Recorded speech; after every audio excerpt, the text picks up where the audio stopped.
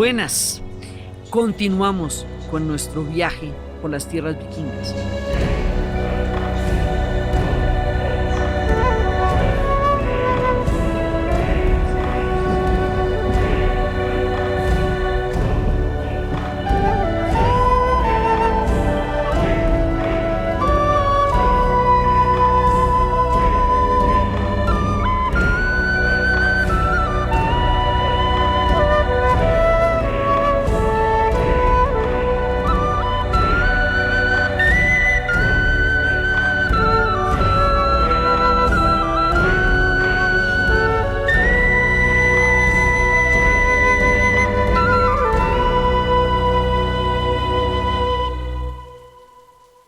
A partir de Vic, lo que viene es lo desconocido. Lo que viene es lo que tantas veces me preguntaba qué seguiría después de eso, después de ese punto en que me tenía que devolver del bus y sentía que todo un universo se me quedaba atrás por conocer, por imaginar, por narrar, por andar. Y eso fue lo que hizo que durante 3 años intentara regresar. Así que estábamos al punto de retorno, que es conocer lo que pasa de ahí en adelante. Entonces, lo que pasa de ahí en adelante, después de la erupción de lava, es que esa noche vamos a ir a un hotel. En Islandia hay muchos lugares que quedan cerca de ninguna parte. Hay muchos lugares que quedan en un gran aislamiento y eso es bastante común. Porque, bueno, primero hemos contado que son 350,000, pero es que los territorios son yermos, agrestes, grandes, no son territorios fácilmente habitables por comunidades y no lo están. Entonces uno pasa mucho tiempo en el camino con lugares en donde se ve una casita y no se ve nada más. Se ve solamente la montaña de hielo que está detrás de la casita o de 2 casitas máximo. Hay mucha gente viviendo en aislamientos muy grandes y que han vivido así durante siglos. Entonces de pronto dicen que faltan 5 minutos para llegar al hotel. Y me comenta Juliana, dice, pero ¿cómo van a faltar 5 minutos para llegar al hotel si no se ve nada, de nada, de nada? Esto no se ve nada. Pues porque el hotel quedaba en la nada. O sea, no había nada, de nada, de nada, de nada cerca. Un hotel por ahí, en alguna parte, en ninguna parte. Pues como no quedaba en ninguna parte, como no había nada, de nada, de nada, en ningún lado, eso no tenía ningún vecindario ni nada, ahí fue que vimos, en mi caso, por segunda vez, que ya es un privilegio demasiado magnánimo y maravilloso de la vida. Y el grupo por primera vez, aquello que habíamos soñado ver, las auroras boreales. Esa noche las auroras boreales se vieron.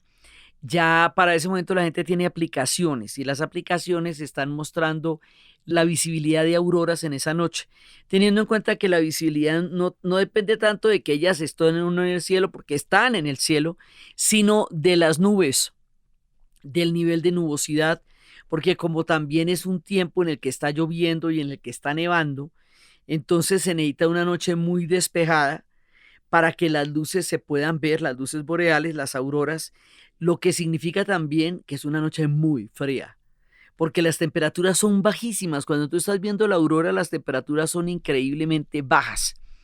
Y eso produce una euforia, produce una alegría.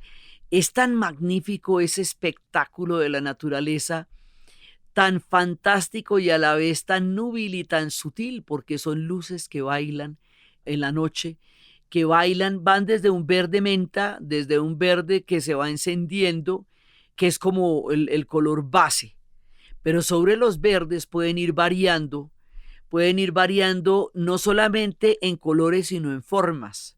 Entonces a veces se abren como si fueran, digamos, como que se bifurcaran, como que fueran varias auroras.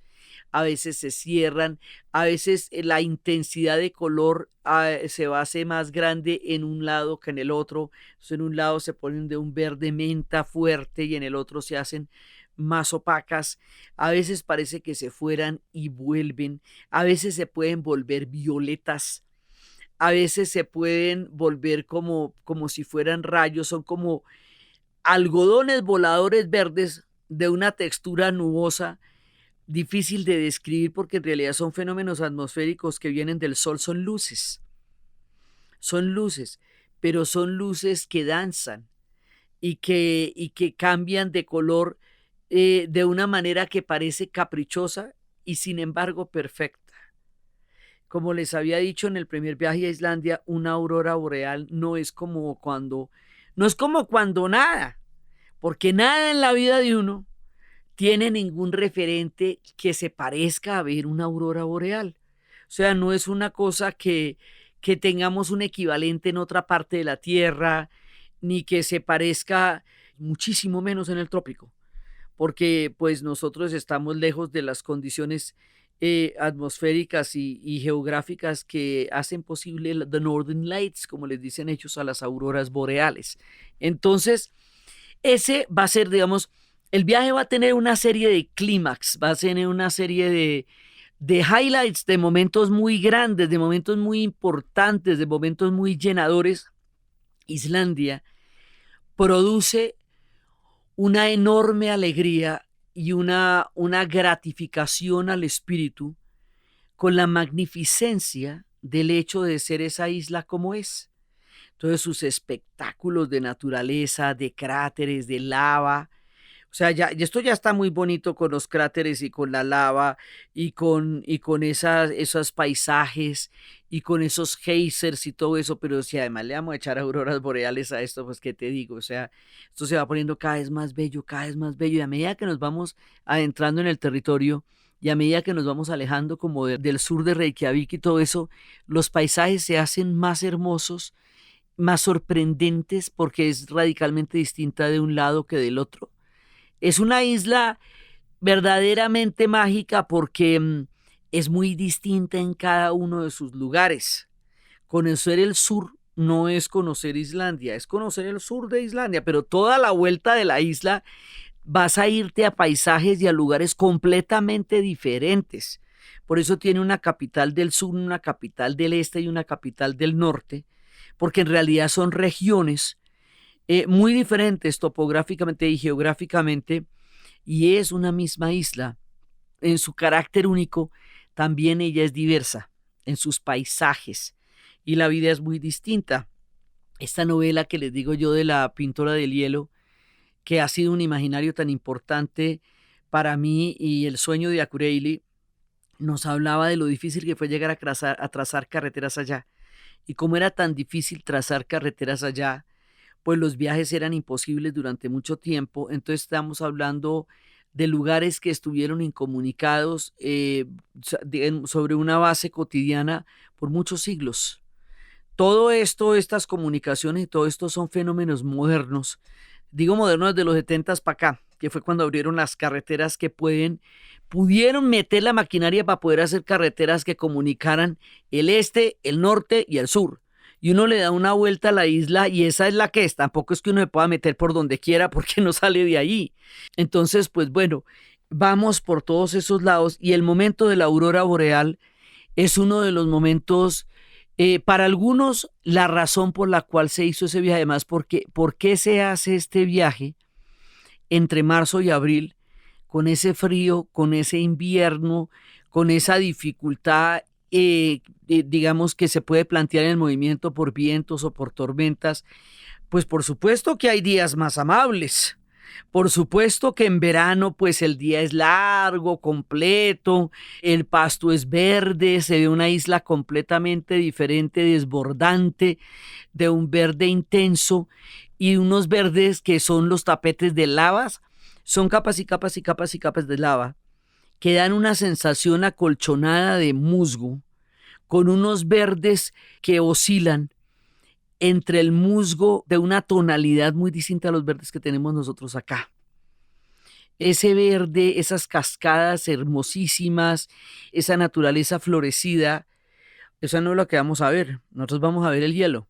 Entonces, ¿para qué nos vamos a ir a ver el hielo? ¿Y por qué nos vamos a aguantar semejantes temperaturas? ¿Y por qué nos vamos a poner 4 capas y 3 capas de ropa para poder andar por cualquier lugar? Por las auroras boreales. Esa es la razón por la cual ese viaje se hizo en ese momento y no en otro. Las auroras boreales están saliendo más o menos desde finales de septiembre, comienzos de octubre, hasta abril. Es como el tiempo en que son visibles las auroras boreales. Y por la situación geográfica tan al norte de Islandia, pues es uno de los lugares donde se ven con más frecuencia. También en toda Escandinavia, ¿no? Suecia, Noruega, Dinamarca, sobre todo pues Suecia y Noruega, que son las que quedan más arriba. También se ven en el Canadá, pero en Islandia son divinas, porque enmarcadas en esa isla tan fantástica, las auroras boreales son como una bendición del universo. Y verlas es una cosa que realmente produce unos niveles de euforia. La gente se enloquece, la gente baila y se aguanta, nos aguantamos ese frío, porque el precio es un frío extremo. O sea, es que es un frío muy, muy grande el que se necesita para que se pueda ver la aurora boreal. Entonces, bueno, ya, la logramos. Vimos las auroras boreales, que era el sueño por el cual el viaje se había planteado en esa época del año, que es una época agreste, difícil, no es la época más fácil para recorrer Islandia, por lo menos para las personas que no vivimos habitualmente en los climas de invierno, porque el invierno es duro y los vientos son duros y el frío es duro todo el tiempo. Y a medida que vayamos subiendo hacia el norte, pues es más frío. O sea, ya es mucho más congelado todo y ya los paisajes se van helando hasta que se vuelven paisajes completamente gélidos y hasta que ya estamos en un lugar de nieve permanente que es todo ese extraño norte.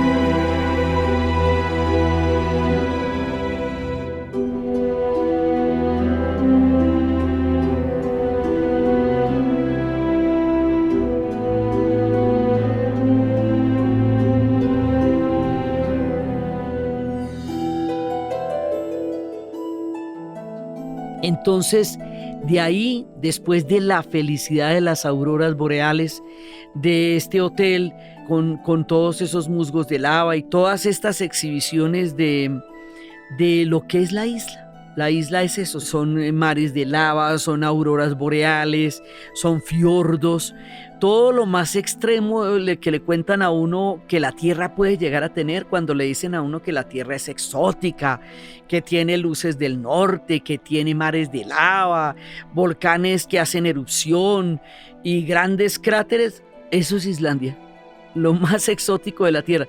Lo decimos nosotros desde acá, hay para otros para los cuales Sudamérica es lo más exótico y lo más diverso y raro del universo, pues eso depende de la geografía a la cual uno está acostumbrado. Pero desde aquí, Islandia es una cosa casi que inimaginable.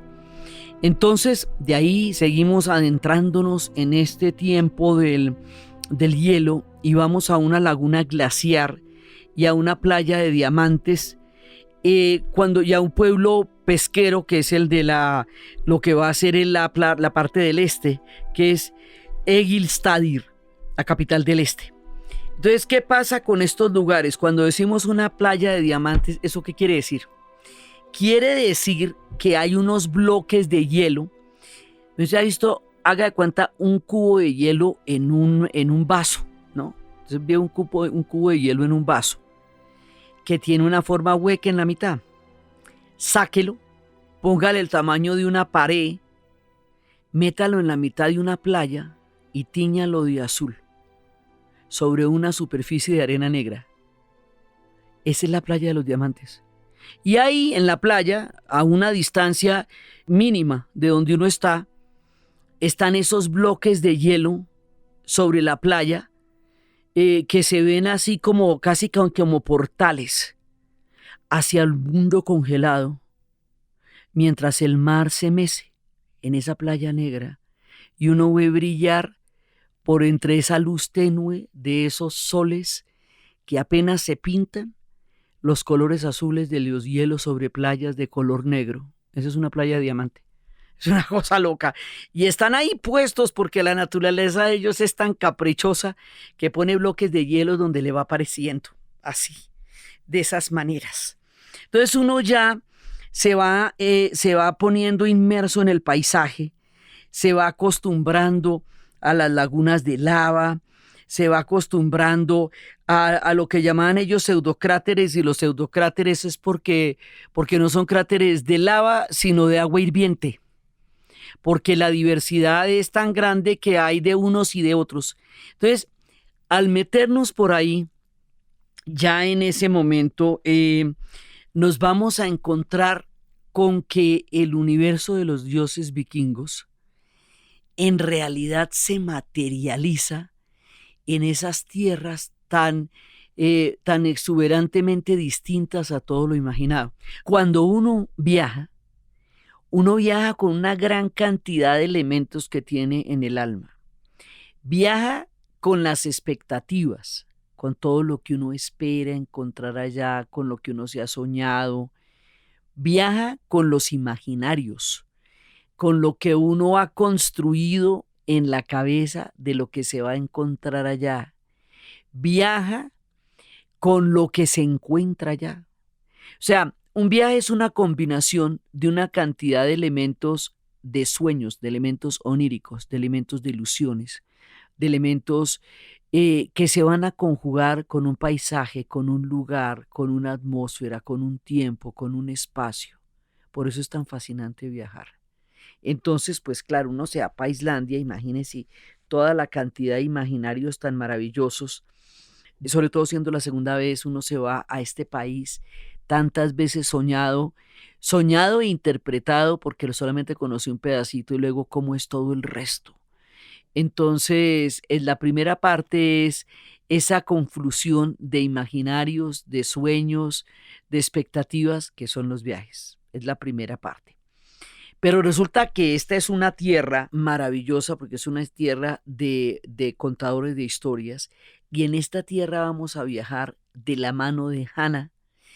Hanna Carlota Johansdóttir fue nuestra guía, una mujer de un temperamento sereno, maduro, apacible, dulce, con un gran sentido del humor y una hermosa voz, y una manera de irnos enseñando su muy querido país, su muy amada cultura, que nos fue llevando como un espíritu maravilloso por entre los paisajes y los hielos de esta maravillosa isla. Así que estábamos en las mejores manos. Hanna, nuestra guía maravillosa, que nos dio tanta alegría y tanta serenidad contándonos las historias de la vida cotidiana, de la actualidad, de las leyendas y de todo lo que es valioso para los islandeses en el profundo amor que tienen por su cultura. Entonces ahí ya estábamos en una maravillosa. Entonces, por un lado, y por el otro lado, el compromiso más grande de todos. Esta es la tierra de los contadores de historias, de los storytellers. Esta es la tierra de las sagas. Esta es la tierra donde en los larguísimos inviernos donde no hay noches, donde en los larguísimos inviernos donde no hay días, la gente contaba historias. Y ese contar historias se convirtió en una manera de habitar y de existir en esta tierra durante siglos. Eso los hace unos enormes narradores, los hace en la actualidad unos grandes escritores. Entonces, cuando uno va a una tierra donde la narración y los narradores de historias son los que han creado el mito de identidad nacional, digamos los principios de la fundación, que es este ser contadores de historias, uno está en un compromiso absolutamente enorme con la tradición que existe en esa tierra de contadores de historias. Eso ya lo pone a uno frente a palabras mayores, literalmente. Por otro lado, los dioses van a estar aquí todo el tiempo, van a estar presentes. Van a estar presentes en nuestro relato porque estamos en la tierra de los dioses, de los antiguos dioses. Entonces, durante el viaje nosotros vamos a crear y a destruir el mundo de los dioses. Entonces, en la primera parte del viaje vamos a crearlos. para darles todo su lugar, su etos, su hábitat, sus poderes, todo lo que pasa con ellos.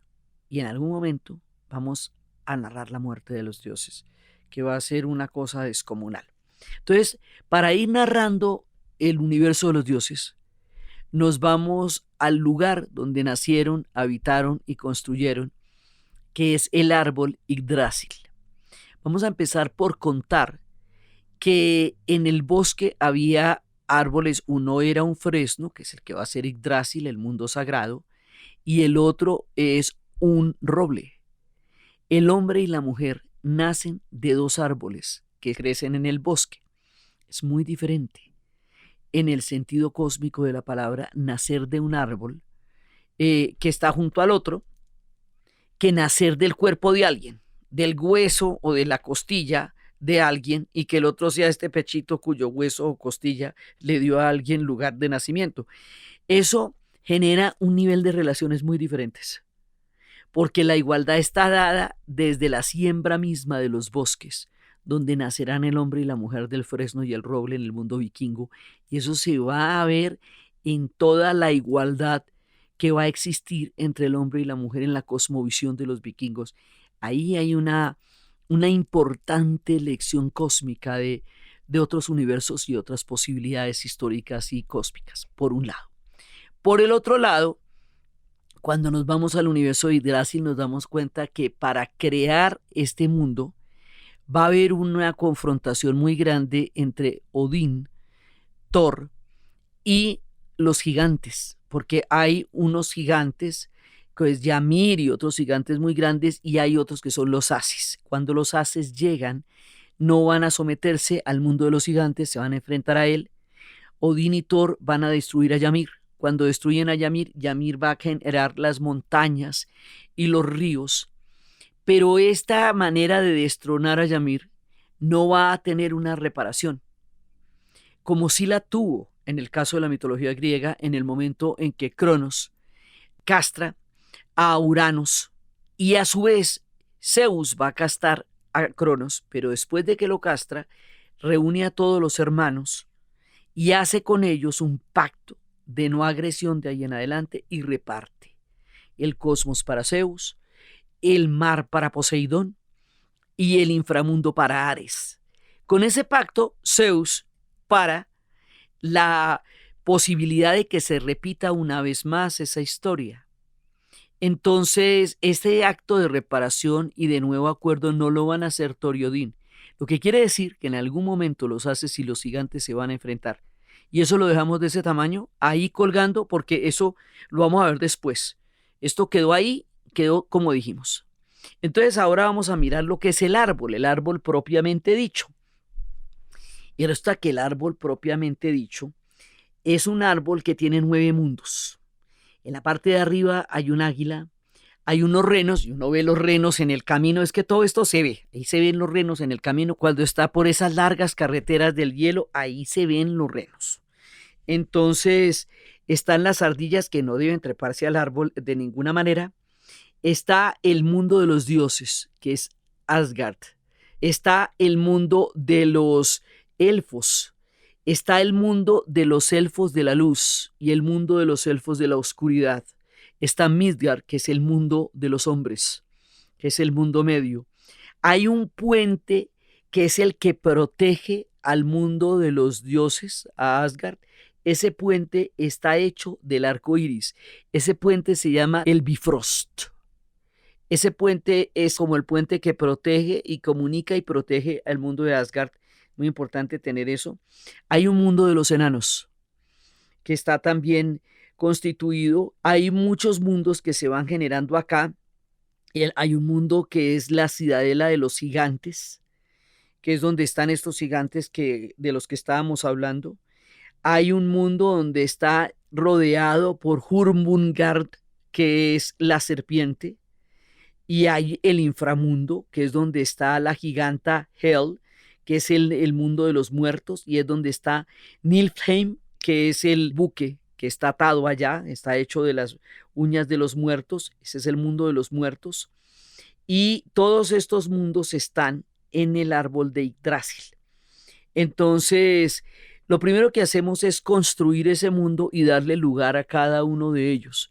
¿Dónde van a estar los enanos? ¿Dónde van a estar los gigantes? ¿Dónde van a estar los hombres? ¿Dónde van a estar los dioses? Hay otro mundo que es donde los dioses van a llevar a los hombres que han sido increíblemente valientes durante el combate, y ese mundo se llama la Valhalla. Es una especie de cielo, y esos guerreros que van a la Valhalla están ahí para ser reclutados en algún momento cuando Odín y Thor los necesiten en una futura lucha frente a los gigantes cuando llegue el Ragnarok, que eso en su momento pasará. Todas estas historias van a conjugarse a lo largo del relato y van a estar interactuando. Por ejemplo, en el libro de la pintora del hielo, que va a ser el referente que me va a hacer soñar tanto con llegar a Kureiri y que me va a hacer soñar con los oficios y la manera como se vivía en esta isla a comienzos del siglo XX. Hay, por ejemplo, una referencia que decía que había 3 chicas que nadie se metía con ellas porque todo el mundo sabía que eran hijas de los elfos, o sea, eran hijas de un elfo, y eso era claro para toda la comunidad. O sea, este tipo de cosas son referencias que están en cualquier momento en la literatura, en las carreteras, como habíamos visto con las carreteras de los elfos. O sea, irrumpe el elemento mítico o el elemento mágico en cualquiera de los aspectos de la vida cotidiana, de la novela, de la narrativa, del storyteller. Los mundos se mezclan permanentemente, los tiempos se mezclan permanentemente, y eso es parte de la fascinación de ir recorriendo Islandia. Saber que todos estos mundos van a irrumpir en los relatos en cualquier momento en que estemos hablando de ellos, mientras se ven todos esos paisajes de hielo y se van contemplando los imaginarios y la magia mientras vamos viajando por esta tierra del hielo.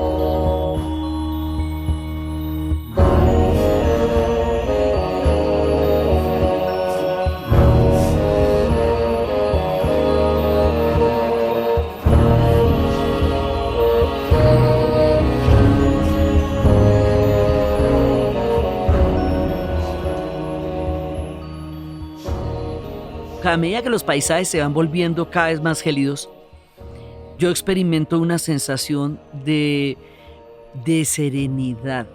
El hielo prolongado, permanente, todas esas montañas cubiertas de nieve, de una nieve que se escurre sobre una tierra que se asoma, prometiendo reverdecer pero no reverdeciendo aún, van a dar una sensación de serenidad profunda, de estar uno en otro rincón de la tierra, lejos de todas las contradicciones, los miedos de otros mundos muy distintos a los mundos donde uno normalmente habita.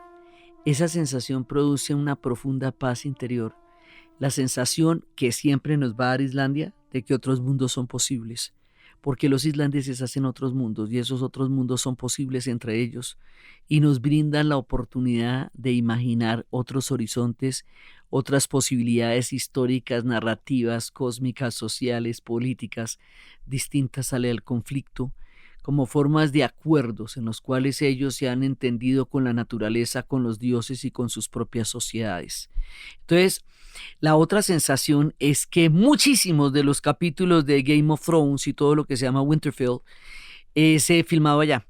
Entonces uno todo el tiempo se siente en el escenario de Game of Thrones, como les había contado, porque pues allá se filmó todo y es el mundo del hielo.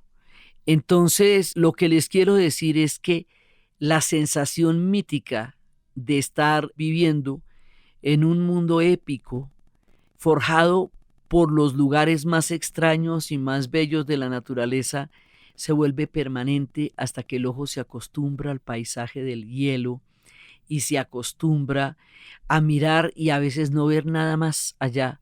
Cuando se levantan esas nieblas, que la carretera parece que se invisibilizara todo, pero el chofer puede por entre la niebla y puede por entre el hielo. O sea, es impresionante, Uli, el hombre que nos llevó por estos parajes, salvándonos de los vientos, protegiéndonos de las tormentas, porque todo eso lo estás echando a uno. Los vientos y tormentas pueden llegar en cualquier momento, porque pues como les digo, eso ocurre. Lo único que ellos saben es qué hacer, no cuándo va a pasar, sino qué hacer cuando pasa.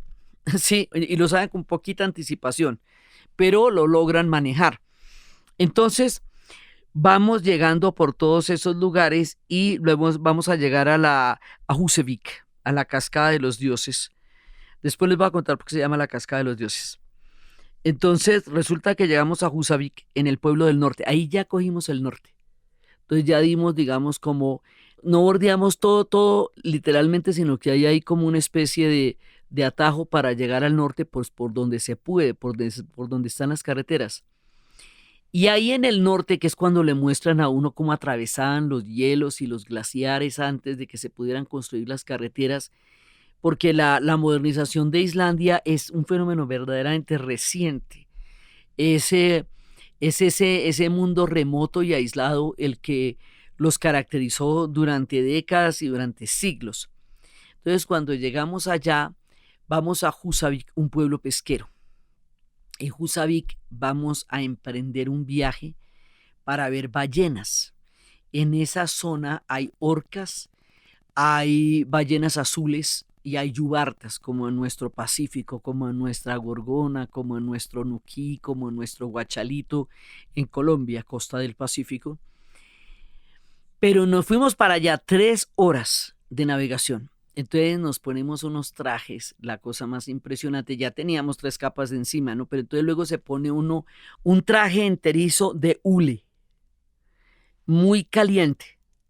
Y luego después de que se pone uno traje enterizo de hule, después se pone un impermeable naranja más grande, como si se pusiera una sobrecarpa encima de una carpa y la carpa fuera uno. Entonces uno queda convertido en como en un muñeco Michelin lleno de capas de ropa y fosforescente. Entonces nos subimos al barco y ya nomás enfundarse en todo aquello es una cosa, una aventura. Yo, que soy una enamorada del mar, que siempre he querido navegarlo, que tuve el grandísimo honor de haber sido invitada a la gran regata en el velero Gloria, el buque insignia de Colombia, junto con los demás veleros del continente, en el año de 2010, una gran regata que se hizo por todo el continente por los 200 años del movimiento de juntas en América Latina. Pues me enamoré de la navegación de la que siempre había estado enamorada, pero a la que nunca me había podido acercar. Entonces, esa navegación quedó en mi imaginación como algo indeleble y la idea de navegar siempre ronda mi vida. Y yo quería volver a navegar, pero donde en una pandemia y no podía salir uno al parque, pues ya como navegar más difícil. Entonces salimos a navegar. Bueno, para mí fue la cosa más impresionante porque yo me sentía en esas películas de la National Geographic, donde salían esos barcos exploradores a buscar lo ignoto de la fauna y de la geografía, y yo estaba absolutamente feliz. Había gente que estaba realmente muy, muy fría, y el frío ya les estaba haciendo daño. Había otros que estaban mareados, y las bañeras no llegaron. Nadie puede garantizar que las ballenas lleguen, porque las ballenas no son parte del espectáculo, son naturaleza. Y la naturaleza se comporta como se quiera comportar la naturaleza. No es que esto no es un acuario donde salga pues el delfín o la ballena y haga monerías. No, ellas vienen si quieren y si no quieren, pues no vienen. Entonces 3 horas de navegación. Para algunos fue muy penoso. Para otros fue frustrante. Para mí fue una maravilla. una maravilla, una maravilla. Yo me disfruté muchísimo de eso porque navegar en el Ártico con esos bloques de hielo detrás, siente uno que le está dando como la vuelta al confín de la Tierra. Porque, digamos, para los colombianos que quedamos en el epicentro de América del Sur, el mundo no solamente es lejos en el sentido hacia el oriente o hacia el occidente, sino también hacia los polos. Nosotros somos equidistantes. Entonces, de para arriba es igualmente lejos, al Ártico que al Antártico, porque estamos en todo el centro de la Tierra. Entonces, lo digo desde geográficamente, desde donde pienso yo lo que les estoy narrando. Pero había argentinos, y esos argentinos conocen el hielo, conocen los polos, conocen esos extremos de la Tierra al sur. Nosotros los tropicales de Colombia, pues no, conocemos las altas montañas, que es otra cosa. Pero la geografía es un referente mágico porque le implica a uno todo lo maravilloso que es el planeta Tierra, toda la fantástica que es la diversidad de este hermoso mundo en el que habitamos y la conciencia de que se nos fue dado el planeta más bonito que alguien se puede imaginar y que en los extremos sigue siendo sublime y que navegar en el Ártico y sentir la densidad y el peso de esas aguas, cómo se mueven, cómo se van poniendo un poco más alborotadas sin que nadie haya sido, pues porque yo me imagino cuando se ponen bravas, yo no me imagino. Y hay gente que vive, uno no se imagina. Al otro lado de ese mar en el Ártico había gente que vivía ahí y la convencieron de que no, de que tampoco, de que hasta allá no se podía llegar. Pero uno no se imagina por qué los seres humanos quieren vivir en lugares tan inhóspitos, pero quieren y se quedan allá hasta que les dijeron, bueno, no, ya, váyanse, es que no hay cómo llevarles comida. La supervivencia de ustedes no está garantizada en esa zona. Entonces, bueno, pues con decirles que hubo una época en Islandia, ¿se acuerda que les conté que los daneses consideraron que Islandia ya no era un lugar habitable para ni siquiera los islandeses y los iban a reubicar y los iban a trasladar masivamente a Dinamarca, con lo cual se hubiera acabado la historia de Islandia, con la cual se hubiera acabado esta cultura y los islandeses aferrados a esta tierra ignota dijeron que no se iban de ahí y ahí están. Y ahí están. Y entonces eso entre más sube uno, más agreste es y más lejano y más tremendo.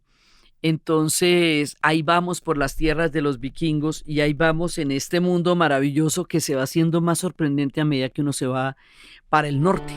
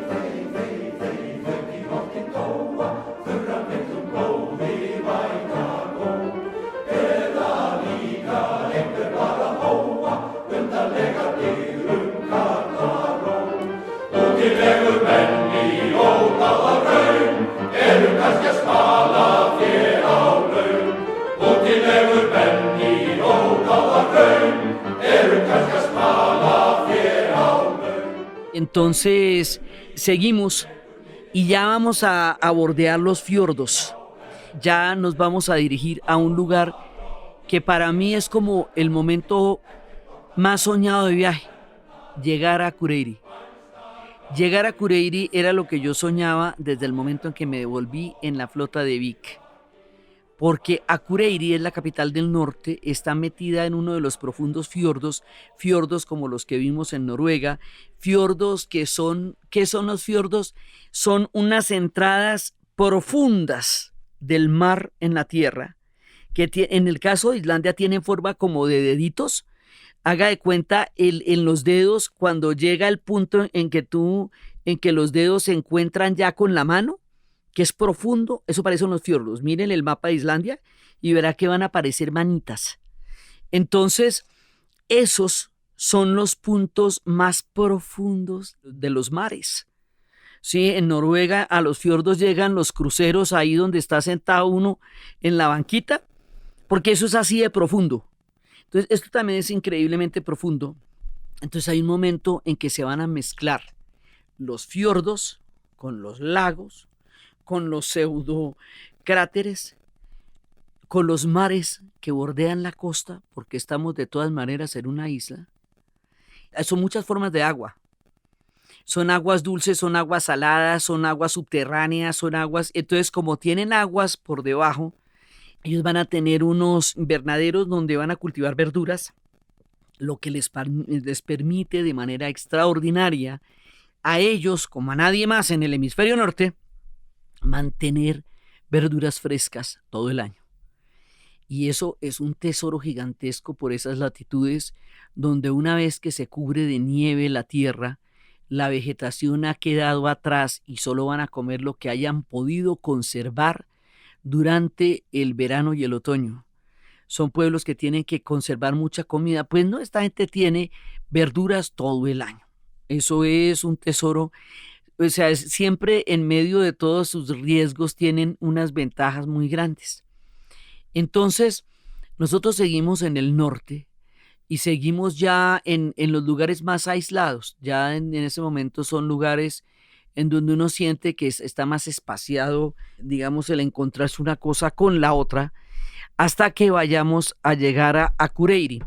Cuando llegamos a Cureiri, pues yo, mejor dicho, ahí yo quería plantar una bandera, no, la bandera de la imaginación, la bandera del triunfo, de la alegría, del sueño cumplido, de los libros leídos, de los libros imaginados.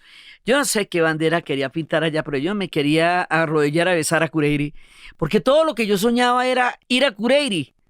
Sí, ir a Cureiri por la pintora del hielo, ir a Cureiri por unos amigos que mandaron a su hija a estudiar un año allá y le fueron durante un mes a recogerla y contaban historias de mundos que uno no se imaginaba.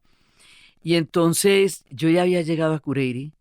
En Acureiri hay una iglesia tan bonita como la de Reykjavik, una de esas iglesias luteranas, con unas formas que allá son muy diferentes a las que uno ve en el resto de Europa. Esa ciudad es muy importante. Es muy importante porque también es un destino turístico de esquí y de deportes de invierno. Entonces mucha gente está llegando en ese momento a Cureiri porque todavía en esas alturas hay esquí. Entonces el mundo de los deportes de invierno es una de las grandes entradas de Akureyri. Akureyri es una ciudad universitaria. Islandia tiene más de 10 universidades y ella es chiquitica, tiene un nivel universitario altísimo, digamos, y un nivel educativo muy grande. Es una isla universitaria y Akureyri es una ciudad donde también están las universidades.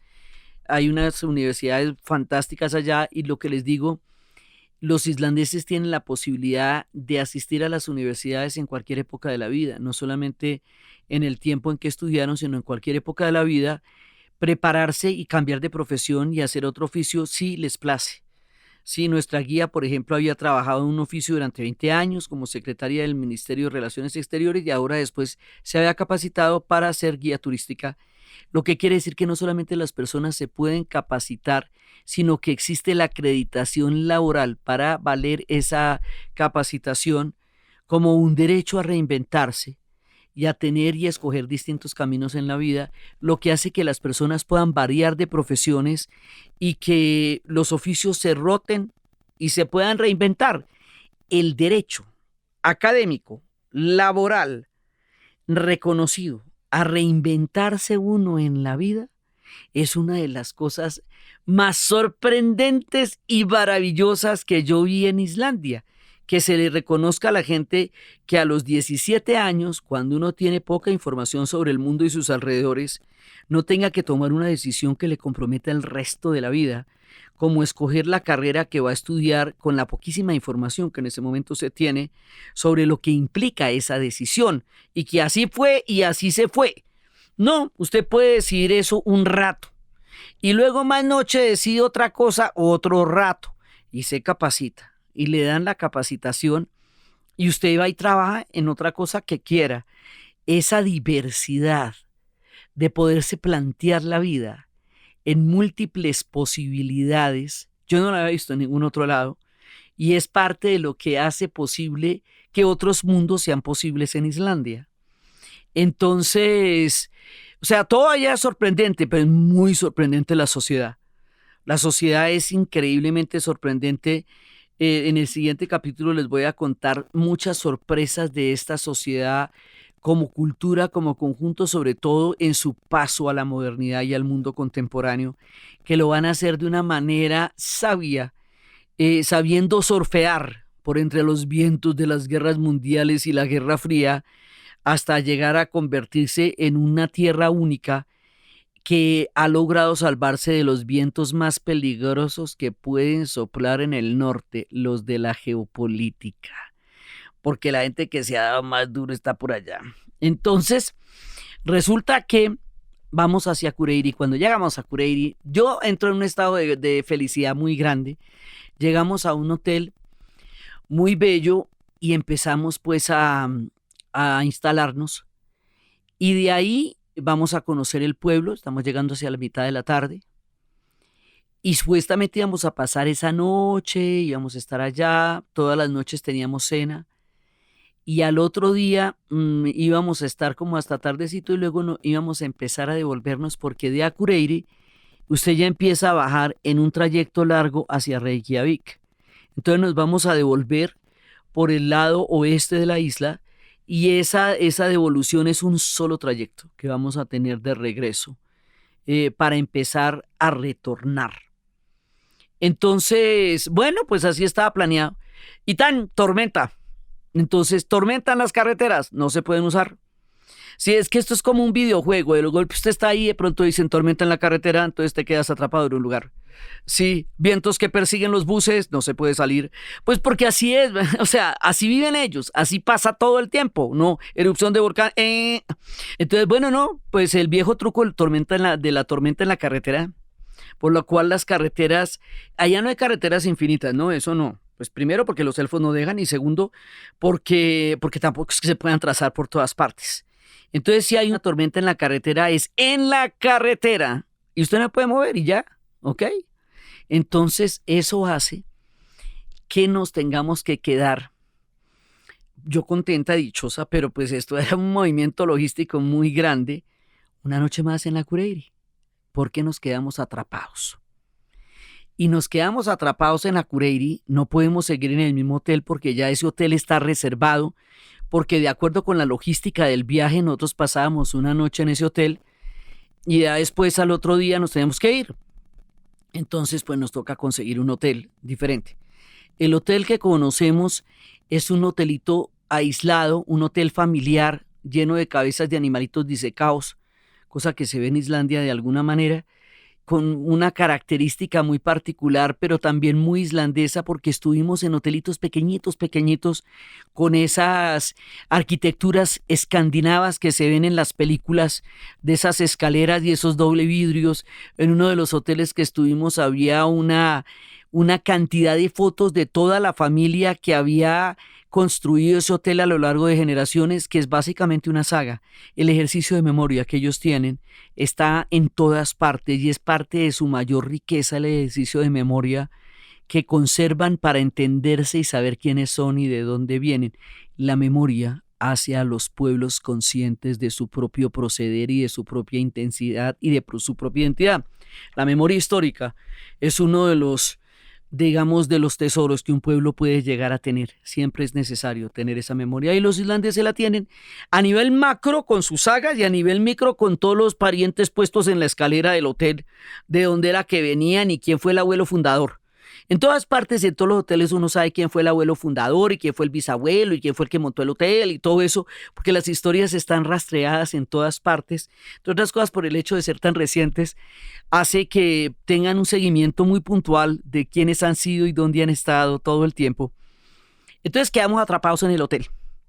Y al quedar atrapados en el hotel, de una manera mágica y maravillosa, entonces es cuando vamos a hacer una de las cosas más impresionantes que uno puede hacer a nivel de relato: narrar el Ragnarok.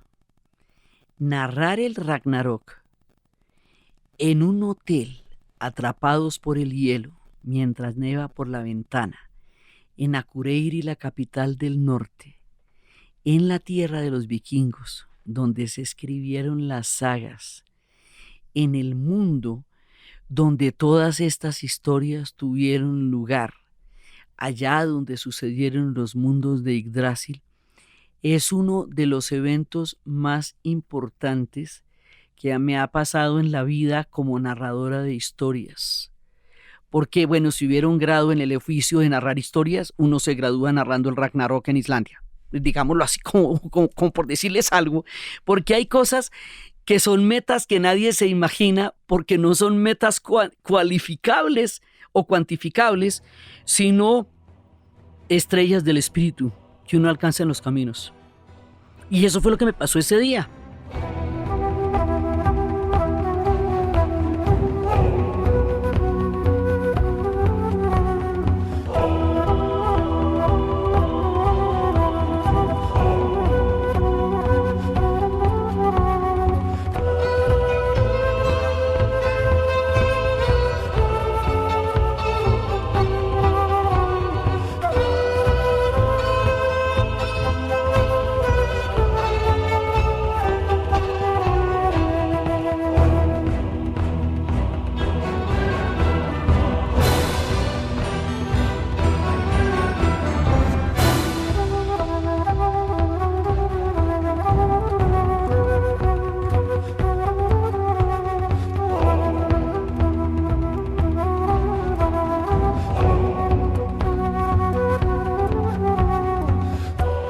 Y bueno, 3 días llevaba yo tratando de narrar el Ragnarok, porque el Ragnarok tiene una serie de pasos puntuales que son los que desencadenan la tragedia. Hay muchas cosas en la mitología vikinga que tienen una gran influencia griega en el sentido de la estructura. Por ejemplo, en este caso hay una estructura de la tragedia que, sabiéndola inevitable, intentan por lo menos aplazarla para que no ocurra, sabiendo que va a ocurrir, y por lo menos dicen, bueno, ahí sí, como en Game of Thrones, ¿qué dices cuando se te aparece la muerte, la dama de la muerte? Entonces Arya se voltea y le decía, no esta noche, not tonight. Ellos trataron de que el Ragnarok no llegara esa noche ni la siguiente, pero sabían que iba a llegar. La palabra Ragnarok significa destino. En realidad no significa fin del mundo ni nada, sino destino, pero es que los dioses no pueden escapar al destino.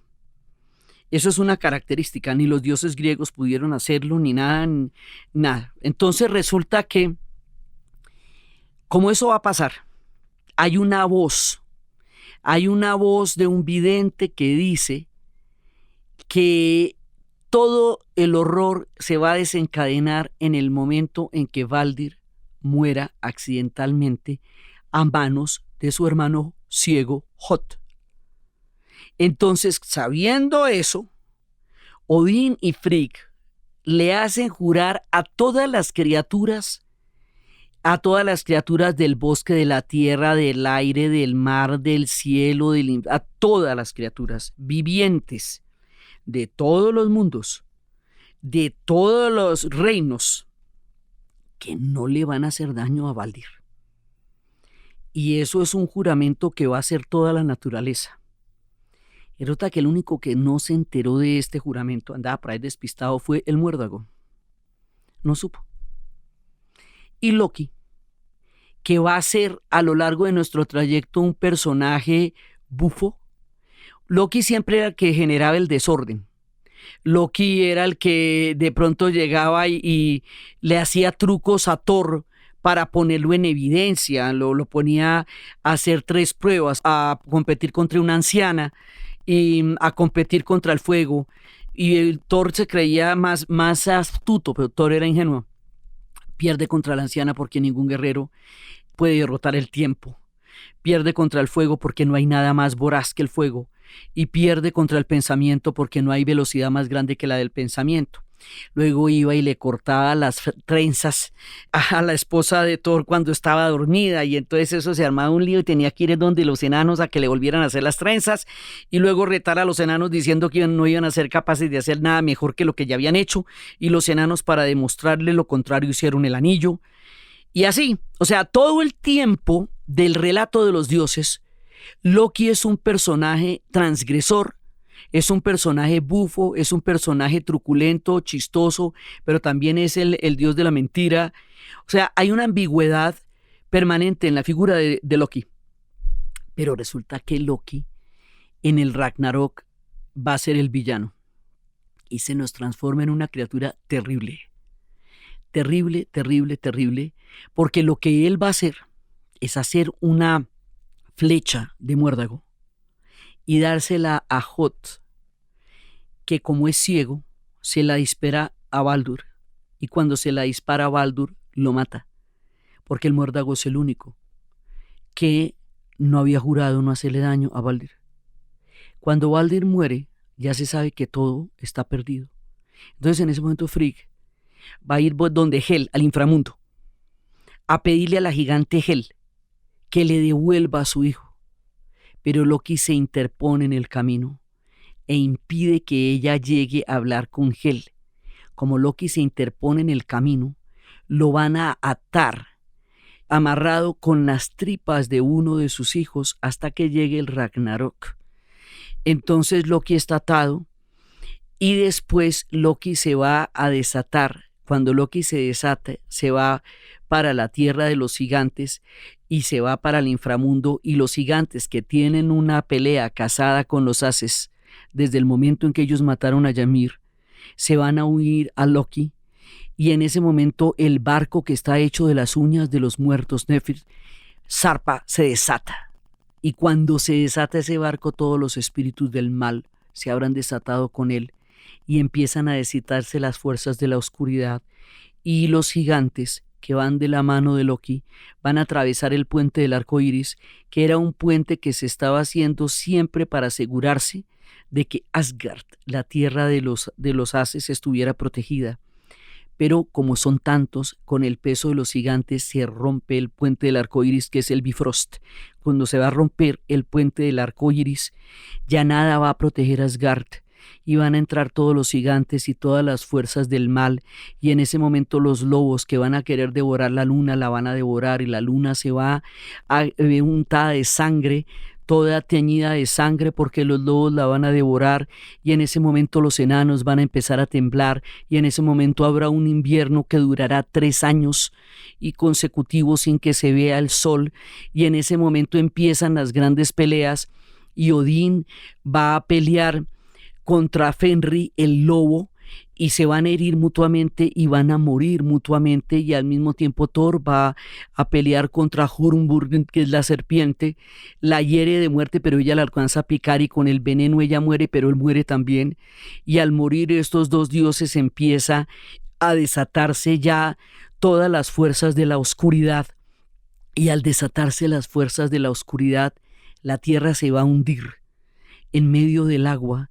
El agua va a cubrir todo, se hunde todo lo existente, un silencio terrible quedará invadiendo lo que antes era toda una tierra poblada, toda la gente de la Valhalla que había reclutado durante tanto tiempo Odín para que lo ayudaran a pelear en el momento en que llegara el Ragnarok. Inmediatamente todos los hombres de la Valhalla de Midgard van a ir hacia Asgard a pelear del lado de Odín, los valientes guerreros que han muerto en las batallas. Sin embargo, y a pesar de que estos ejércitos sean tan valientes y tan poderosos, no van a poder contra las fuerzas de la oscuridad, y en el momento en que se rompe el Bifrost, ya todo está decidido, porque nada es rescatable, y en el momento en que muere Odín y en el momento en que muere Thor, se hunde todo bajo el agua, y al hundirse todo bajo el agua viene el silencio terrible, y el silencio terrible estremece los mundos que antes fueron prósperos y serenos y vitales, y a pesar de que Odín había pedido en los manantiales de la sabiduría algún tipo de ayuda, nada de esto lo va a impedir, y se acaba todo. Ese es el Ragnarok. Y la narración de esto es estremecedora, porque desata tal cantidad de fuerzas, tal cantidad de situaciones malignas, de demonios, de malas fortunas, de algo que es inevitable, de unas características absolutamente terribles catastróficas que ellos saben que va a pasar. Y terminan los dioses. Y luego vendrá una nueva era. Y Baldir y los hijos de todos los que estuvieron allá renacerán para una nueva era. Esa nueva era va a ser la cristianización, porque el punto en que se encuentran el cristianismo y el mundo vikingo es porque los dioses vikingos van a morir. Ellos lo saben desde el principio.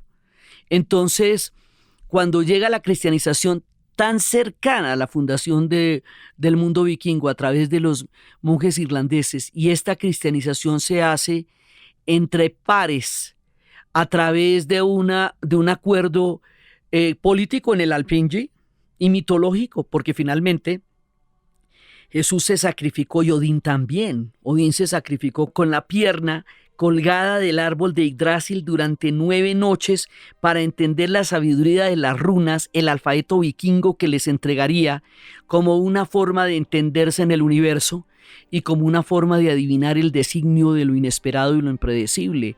Entonces Odín se sacrificaba también, inclusive Odín en ese momento llegó a morir.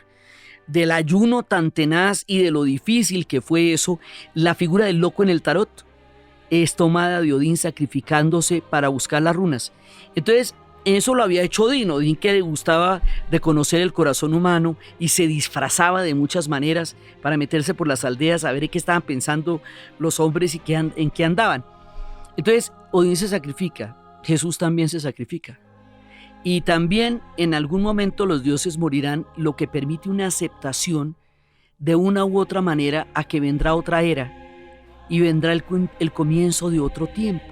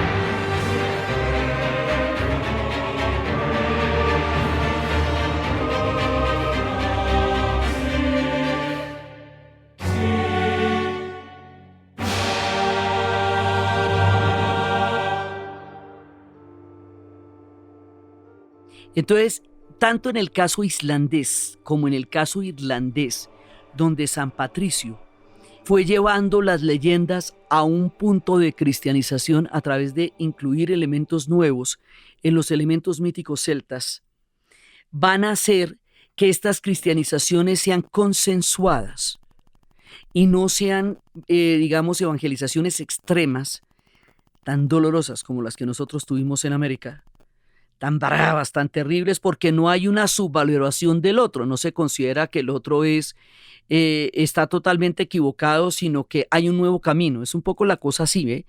No es que usted es un pagano salvaje, venido de no sé dónde, sino que hay un otro camino que se está abriendo porque sus dioses murieron y yo le propongo otro camino. Un poco más o menos la cosa va siendo así, hasta que llegue la reforma protestante, donde ya la cosa sí no va a ser de esa manera, eso no va a ser consensuado, por lo menos no en Islandia.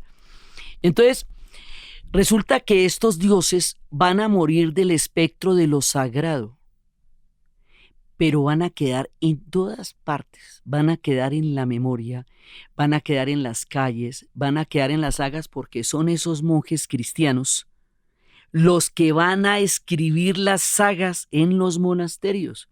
Y es por ellos que conocemos la parte escrita de lo que los vikingos originales habían narrado por generaciones en las largas noches de invierno, y en esas sagas están las historias de todos ellos y las historias de sus familias y las historias de su vida. Entonces aquí se va dando una amalgama cósmica y mística que hace que estos dioses poco a poco vayan a sobrevivir en muchos espacios. Sobrevivirán en la literatura, sobrevivirán en las películas, sobrevivirán hoy día en los cómics, y hasta en Marvel Loki sigue siendo un personaje que se nos atraviesa por entre los mundos, y en la medida en que sobrevivan, en todos estos lugares las nuevas generaciones los conocen, y hoy por hoy los chicos saben quién es Loki porque ven las series de Marvel y leen cómics. Y sobrevivirán en todo el gran movimiento del romanticismo, que va a ser un rescate del alma y de la oscuridad de la noche en tiempos de la Revolución Industrial. Sobrevivirán en la identidad de los islandeses y de todos los escandinavos.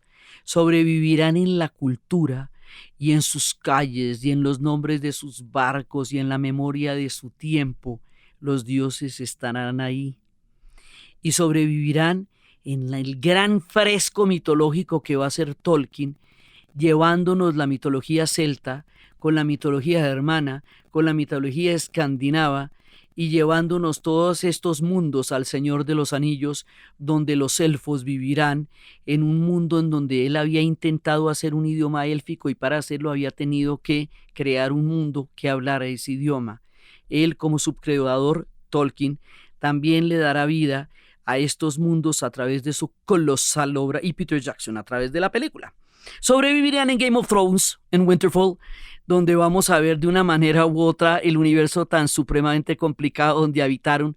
Sobreviven de muchísimas maneras, pero están más vivos que nunca, y se anuncia que próximamente van a construir un templo a los antiguos dioses en Islandia. Narrar esta historia allá en el hielo, atrapados en un hotel en Akureyri, mientras nevaba en la ventana, en la tierra de Thor y de Odín y de Freya y de Frigg y de Loki, y en la tierra de todos estos dioses místicos, y entre los volcanes, y entre esa famosa cascada de los dioses donde decían que habían llevado a algunos de los viejos dioses y los habían hundido en la cascada para comprobar la sinceridad de su cristianización. Sin embargo, los dioses están presentes en todas partes. Contar esta historia en ese lugar mítico que para mí era como la meta de un sueño largamente alcanzado, Akureyri, y narrar el Ragnarok en Akureyri con los compañeros de camino con los que habíamos compartido los paisajes, los sueños, el hielo, la alegría, el frío, el mar y los sueños de haber llegado hasta allá. Es uno de los grandes privilegios. Les agradezco muchísimo a ellos que me hayan acompañado, a ellos y a ellas, en este gran sueño, y a la posibilidad de haber construido este proyecto con Juliana y todo, como la posibilidad de una cosa imposible que se realiza cuando llegamos a Akureyri y contamos el Ragnarok. Entonces, ahí hay un punto de resolución, por decir así, del arco narrativo de volver a Islandia. ¿Para qué volver a Islandia? Para darle la vuelta y llegar a Akureyri. ¿Para qué llegar a Akureyri? Para conocer la capital del norte, reconocerla de las novelas leídas y contar el Ragnarok.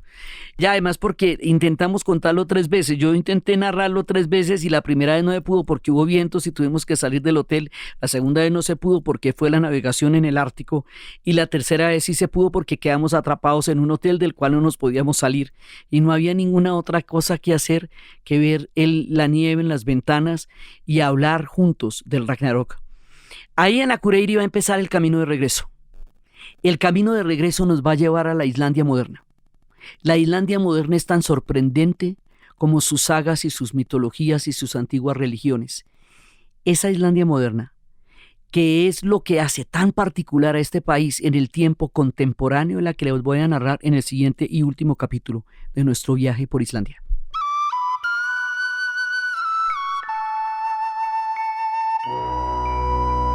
Entonces, desde las lagunas glaciares, desde las playas de los diamantes, desde la nieve perenne que serena el alma, desde las historias de la navegación del Ártico, desde las auroras boreales, como la sonrisa del cosmos, desde estos paisajes absolutamente maravillosos, desde el imaginario de Yggdrasil, desde la fuerza terrible del Ragnarok, desde la nieve que nos sigue, desde los pueblos atrapados en esos bosques de nieve donde permanentemente el hielo se llena en el alma de una serenidad nueva y distinta que nos hace pensar en un misticismo particular en la narración de Ana Uribe. Y para ustedes, feliz día, cualquiera que sea.